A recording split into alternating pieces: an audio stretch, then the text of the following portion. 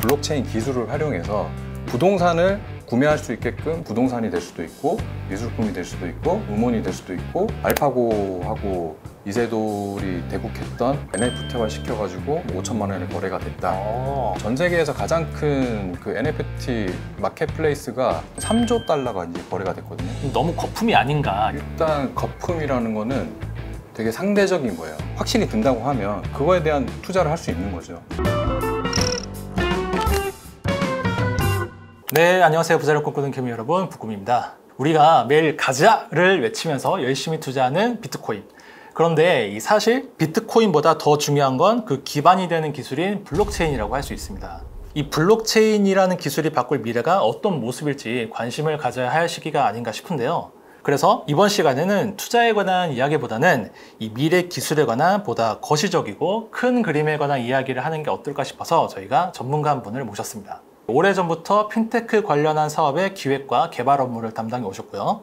지금은 디지털 자산의 보관관리 전문 업체인 카르도의 이사로 재직 중이신 정구태 이사님을 모셨습니다. 지금 구체적으로 하시는 일이 어떤 일이세요? 시중은행에서 원래는 요 블록체인 관련된 프로젝트를 맡고 있다가 조인트 벤처식으로 회사를 설립하고 현재는 지금 디지털 자산 보관관리업, 뭐 이제 약간 어려운 용어로 하면 수탁업을 전문적으로 영위하는 커스터디 업체 지금 현재 몸담고 있습니다. 최근에 책 하나 쓰셨잖아요. 네네. 네, 새로운 시대의 디지털 자산이 온다 라는 책인데 이게 좀 용어가 좀 미세하게 몇 번씩 바뀌었단 말이에요. 뭐 처음에는 무슨 코인이라고 했다가 그다음 뭐 암호화폐라고 했다가 가상화폐라고 했다가 이제는 정부가 가상 자산이다 이제 이런 얘기를 하는데 이사님은 책에서 디지털 자산이라고 명명을 하셨어요. 그 이유가 있나요? 처음에 이제 가상화폐 아니면은 뭐 암호화폐 아니면은 뭐 심지어 이제 되게 폄하하는 의미로는 가상증표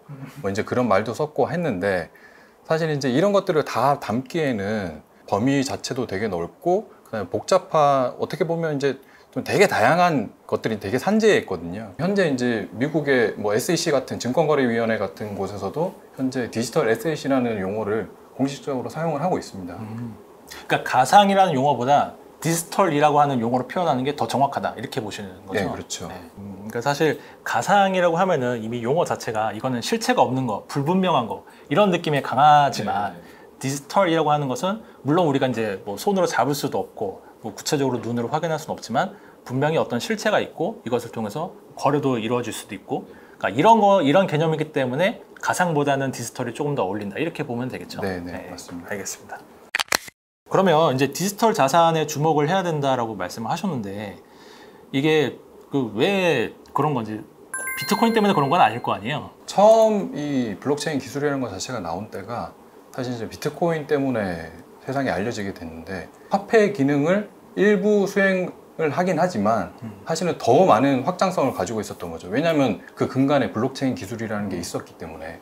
그래서 결제 수단이라는 것도 쓰일 수 있고 자산 유동화라든지 아니면은 디지털화라든지 되게 다양한 방식으로 이제 쓰일 수 있다는 점에서 사실 이제 화폐로 접근하는 거는 굉장히 편협하고 협의적인 의미다. 이번 코로나19 사태로 인해서도 디지털 시대가 좀 더 이제 가속화되고 있는데 이런 디지털 시대에 어떻게 보면 가장 필수적인 요건이라고 저는 보고 있는 거죠. 디지털 자산이라는 것 자체가 디지털 시대에 맞는 디지털 자산이라고 생각하면 될 것 같습니다. 그러면 구체적으로 이 디지털 자산이 실물 경제에서 어떻게 대세가 될지 조금 더 알아보도록 하겠습니다. 우선은 사람들이 이제 블록체인 하면 가장 먼저 떠올리는 게 일단은 뭐 비트코인 같은 그런 코인류이다 보니까 자세한 얘기까지 하면은 너무 어려우니까 대략적으로 이 블록체인이라는 기술은 뭐예요?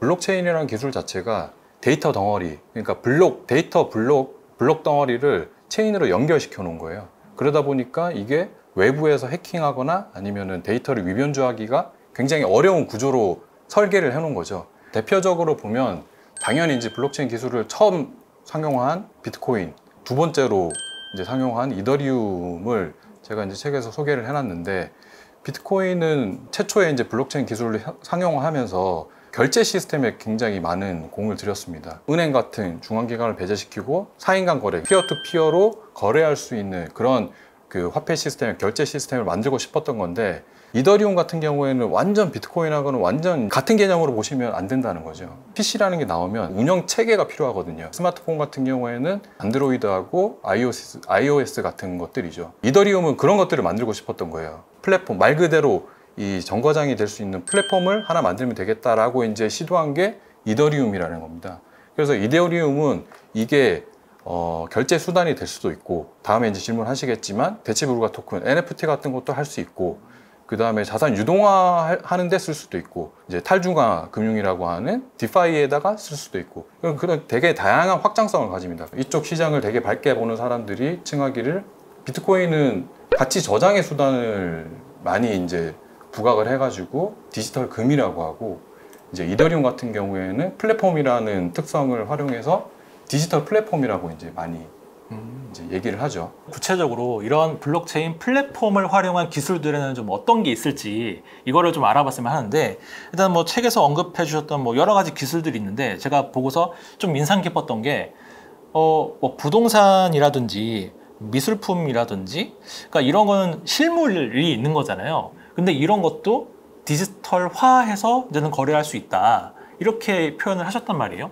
이게 구체적으로 어떻게 이게 가능한 거예요?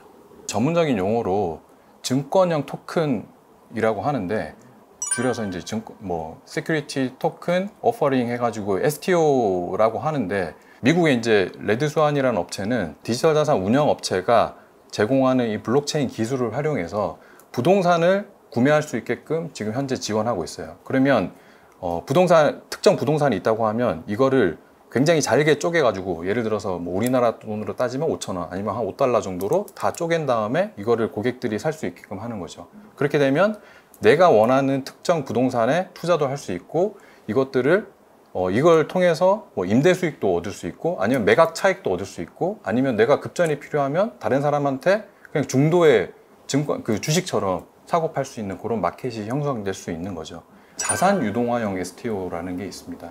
자산 유동화형은 말 그대로 어떻게 보면 현존하는 세상의 모든 자산들을 다 유동화시킬 수가 있어요. 유동화라는 말 자체가 현금화해서 이제 남들과 거래할 수 있는 시장을 만든다. 쉽게 사고 팔 수 있게 만든다라는 거잖아요. 쉽게, 네. 그게 현재는 이제 부동산이 될 수도 있고, 미술품이 될 수도 있고, 음원이 될 수도 있고, 아니면은 희귀한 뭐 희소성이 있는 어떤 자산, 우리가 생각하는 모든 자산의 가치를 가진 어떤 가치라도 가지고 있는 자산들은 다 유동화시킬 수 있다라는 점에서 자산 유동화형 STO에 굉장히 관심을 가져야 될 때라고 생각합니다.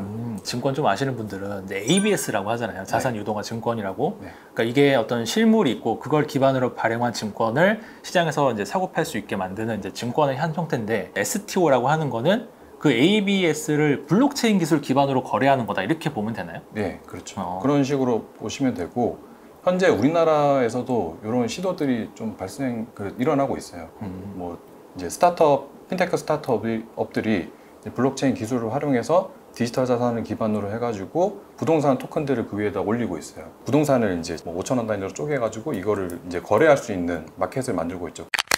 블록체인 방식으로 이런 자산들을 유동화시켜서 거래를 하는 방식이 주식이든 뭐 채권이든 금이든 어떤 이제 중앙에 거래소가 있고 그거를 기반으로 이제 사람들이 사고 팔고 하는 방식인 거잖아요. 그렇게 하는 방식에 비해서 도대체 뭐가 더 낫고 뭐가 장점인 건지. 주식이라는 거는 중앙기관이 이 시스템 자체를 통제를 하고 있고 구조를 짜서 이제 움직이고 있죠. 그러다 보니까 대형 기업들밖에 이제 이용을 할 수 없는 거고, 그 다음에 비용 자체도 굉장히 고비용 구조고. 근데 이제 이게 블록체인 기술을 입히고 기존에 있던 디지털 자산을 만약 활용한다고 하면 이런 이제 중앙기관 같은 것들이 감독하는 중앙기관 자체가 이제 많이 없어지는 거죠. 자동화돼서 컴퓨터가 이제 다 알아서 수행을 하기 때문에 감시 감독할 필요는 없는 거죠.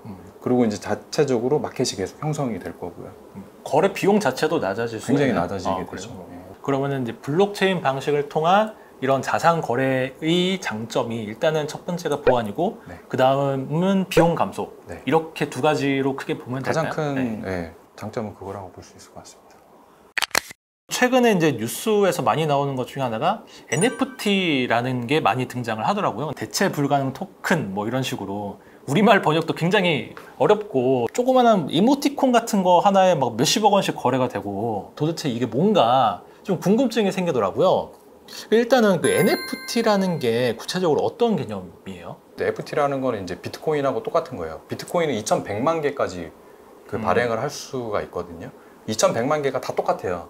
NFT라는 거는 1대1로 교환되지 않는, 그러니까 전 세계에서 단 하나만 있는 그런 토큰이라고 보시면 됩니다. 희소성과 되게 창의성이 되게 중요해지는 시대에 이게 어떻게 보면 딱 맞는 기술이었던 거죠. 비트코인은 내가 갖고 있는 1비트코인과 상대방이 갖고 있는 1비트코인은 똑같은 거지만 NFT는 이제 내가 갖고 있는 NFT하고 다른 사람이 갖고 있는 또 다른 NFT는 전혀 다른 가치를 갖고 있다는 개념인 거죠. 요즘에 기사를 보면 NFT와 관련한 굉장히 좀 재밌는 사례들이 많던데 좀 몇 가지 사례만 소개를 해주세요.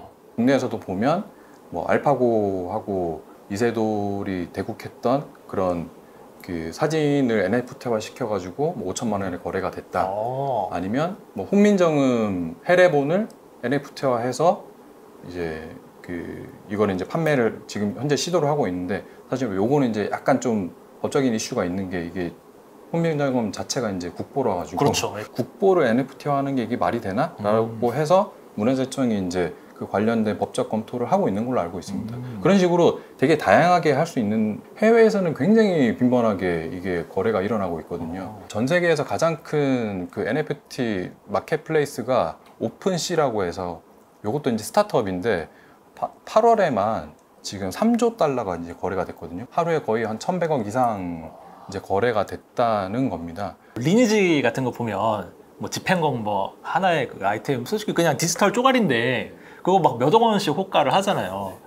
약간 이제 그런 개념이라고 보면 되나요? 지금 그래서 게임 업체들이 이 연계 작업을 굉장히 많이 하고 있는데, 게임을 할 때는 되게 재밌고 그렇죠. 되게 즐거운데 게임 끝나고 나면은 기자님도 느끼셨겠지만 되게 허무해요. 그냥 끝났어요. 그렇죠. 이거를 어떻게 보면 내 걸로 온전히 소장을 할 수 있는 게, 그걸 뭐 영상으로 남길 수도 있고 아니면 그런 아이템을 취득을 해가지고 나만의 것으로 만들 수도 있고, 그렇게 이제 다양하게 나만이 가지고 있는 이런 희소성으로 이제 만들 수 있는 거죠. 이 NFT라는 것도 이제 막 시작하는 단계일 것 같은데 이거는 앞으로 어떤 방식으로 또 활용이 될 수 있는 거예요? 게임 아이템부터 해가지고 미술품, 그다음에 최근에 이제 뭐 게임에서 좀 더 확장한 메타버스, 뭐 이런 쪽에서도 이제 활용을 할 수 있을 것 같습니다. 블록체인하고 되게 연결되는 얘기인데, 계속 이제 확장성을 가질 수 있다는 이제 장점 때문에 사람들이 이제 계속 관심을 가지고 이게 유망하다라고 이제 생각하는 것 같습니다. 관련해서 이제 또 하나 이제 여쭤보고 싶은 게, 이 NFT는 이제 뭐 시작 단계라고는 하지만 좀 최근에 뭐 거래되는 사례나 이런 거 보면 너무 거품이 아닌가. 비단 NFT뿐만이 아니고 뭐 비트코인도 그렇고 이런 논란들에 대해서는 좀 어떻게 생각하세요? 일단 거품이라는 거는 되게 상대적인 거예요. 지금 요즘에 이제 부동산 얘기 많이 나오는데 아, 이거 댓글 테러 나갈 수도 있는데. 기자님이 보시기에 지금 현재 부동산은 거품인가요? 그거 다 결과론이죠. 그렇죠. 뭐 어떻게 보면. 똑같아요. 이 모든 자산은 이게 거품이냐 아니냐는 굉장히 상대적인 거고, 그 시대를 지나나서 과거를 봤을 때 아, 저게 거품이었구나 라고 알 수 있는 거지, 현재 봤을 때 이게 거품이다 아니다라는 것은 판단할 수 없고, 아, 이게 미래에 있어서 어떻게 쓰일 수 있겠느냐. 저희가 부동산을 사는 것도 마찬가지잖아요. 이 부동산 안에 내가 어떤 가치를 부여를 할 거냐. 이게 그냥 뭐 빈 땅덩어리일 수도 있고, 아니면 거기다가 되게 가치 있는 어떤 건물을 지을 수도 있고, 아니면 가치 있는 곳에 얼마든지, 그래서 가치를 만들어내는 거잖아요. 이제 이 디지털 자산도 이게 미래에 있어서 어떻게 쓰일 것인가, 미래에 있어서는 어떤 실생활에 쓰일 수 있을 거고, 그다음 기술적으로는 어떻게 발전을 할 것인가에 대해서 확신이 든다고 하면 그거에 대한 투자를 할 수 있는 거죠. 다시 처음 질문으로 돌아갈게요. 그러니까 디지털 자산이 온다라고 하셨고 이제 앞으로 이게 대세가 될 거다라고 이제 말씀하셨으니까, 디지털 자산이 우리의 삶을 구체적으로 어떻게 변화시킬 수 있을까? 좀 이사님은 어떻게 대답하세요? 저는 서두에 말씀드렸다시피 디지털 시대에 있어서 디지털 자산은 저는 필수라고 생각하거든요. 이게 모든 세상이 이제 디지털화되고 있고, 많이 들어보셨겠지만 디지털 트랜스포메이션이라고 전통 기업들도 이제 디지털화를 계속 시도를 하고 있거든요. 이 자산 자체도 계속 이제 디지털화를 시도를 할 거고, 디지털 시대에 맞는 디지털 자산이 계속 끊임없이 나오게 될 거고, 그 중에서 이제 성공하는 것들이 생길 것이다. 꼭 투자자가 아니더라도 이 시장도 계속 발전하는 모습을 보고, 그 다음에 거기에 관심을 가져야 된다. 그런 측면에서 말씀드릴 수 있을 것 같습니다. 근데 사실 제가 일상에서 가장 크게 느끼는 것은 특히 이제 금융시장 쪽에서 디지털화가 우리의 삶을 어떻게 바꿨나를 보면 요즘에 지갑에 화폐 안 넣고 다닌 지가 되게 오래된 것 같아요.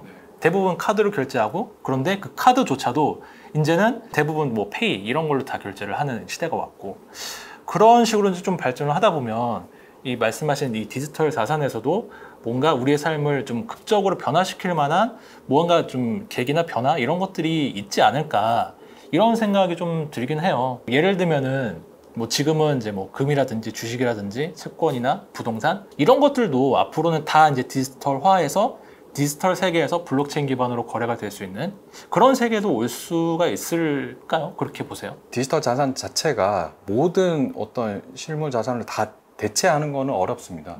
그게 모두 다 대체하는 건 어렵지만 점차 변화해 나가고, 그다음에 그 시장 자체를 계속 이제 잠식해 나갈 거라고는 생각을 하고 있거든요. 지금 한국은행에서도 그 중앙은행 디지털 화폐라고 해서 CBDC라고 해서 지금 실증 사업을 이제 준비를 하고 있는데, 만약에 중앙은행 디지털 화폐 CBDC가 상용화된다고 하면 정말 지갑에는 돈 한 푼 필요 없는 세상이 올 수도 있는 거죠. 그 자산 쪽에서도 계속 디지털화가 가속화돼서 결국에는 모든 자산들을 다 디지털화할 수는 없겠지만 점차 이런 디지털화를 가속화할 수 있는 그런 촉매제로 이제 이런 블록체인 기술이나 디지털 자산이 쓰일 거라고 생각을 하고 있습니다.